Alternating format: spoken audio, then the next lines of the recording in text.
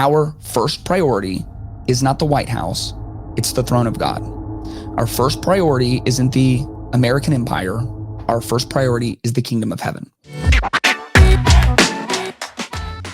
So the world is somewhat on fire, and with Biden's address last night where, he was asked, do you want to kind of do some soul searching and maybe tone down your own rhetoric? And he just basically said, no, I'm dealing with a threat to democracy, and I'm just going to keep saying the same things that created the political environment that we're in. Wow. So what should our response be during this unprecedented, super divided, just insane election cycle? On June 23rd, I preached a sermon called Election Season. You can check that out at youtube.com/metachurch. That's where I'm the pastor, META Church. I want to kind of give you a short rundown of my points. But first, you have to understand the context. We're going to be looking at the Sermon on the Mount. A lot of modern Christians understand this was written almost 2,000 years ago. This took place a very long time ago, a wildly different world, a wildly different context. And so it's easy to say, what did Jesus know about what I'm going through right now? Like, what does Jesus have to say about this crazy, unprecedented political environment that we're living in right now? And while it isn't quite apples to apples, it is helpful to understand that Jesus walked onto the scene in the midst of incredible political turmoil and even persecution. The Roman Empire was expanding and, in fact, had taken over the majority of Israel, including Jerusalem. And so as Jesus stands to give the Sermon on the Mount, his people, the Hebrews, they have lost their freedom. They've lost their autonomy. They're being taxed almost to death, and their taxes are not going to their own theocratic kingdom of Israel. Their taxes are going to Caesar. They're paying all their taxes and hemorrhaging money to their oppressors. Not only that, but the Romans instituted all kinds of policies to remind the Israelites constantly that they were oppressed and that they were second-class citizens in their own home. And it's in that context that Jesus opens the Sermon on the Mount and says, "Blessed are the peacemakers, for they will be called sons of God." And this is not even what the people really wanted to hear. They were hoping Jesus was going to be the Messiah that they wanted him to be, which was a political and military leader. Instead, he comes up and starts talking about peace and how the peacemakers are sons of God. And if a peacemaker is a son of God, then a peace breaker, someone who is constantly stirring division, anger, distrust, and chaos, is acting in ways that are not reflective of children of God. We are called to be a peacemaker. Now, this is not something that we just retreat and go live off in the mountains and meditate 24 hours a day. This is not a passive activity. We're not just called to be peaceful. He didn't say, "Blessed are the peaceful." He said, "Blessed are the peacemakers."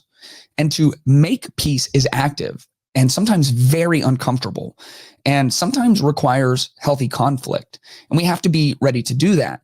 But the way that we establish peace is by living out our identity as sons and daughters of God. He goes on to say, you've heard it say, love your neighbor and hate your enemy. That's what everyone wanted to do in Israel. They hated Rome. But I tell you, Jesus said, love your enemies and pray for those who persecute you. Now, if you're wondering, like, maybe he just meant generally, maybe he meant your enemy, like the guy who runs the same kind of business as you down the street, maybe, your father-in-law that you don't get along with, whoever your enemy is, whoever you feel like. He's talking about Rome. And we know this because 2 verses earlier, he's giving examples of what it looks like to make peace, to love well. And he says, if anyone forces you to go 1 mile, go with him 2.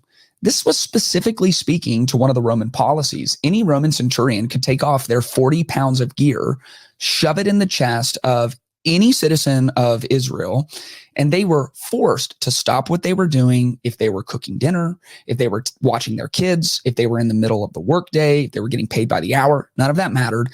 They could take off their 40 pounds of gear, hand it to you, and you were compelled to walk their gear for them 1 mile in order to give your oppressor some reprieve.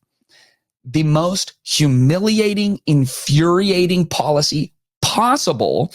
And Jesus says, if one of these Roman centurions comes and shoves all their gear in your chest and makes you go 1 mile, you choose to go to. You surprise them with peace.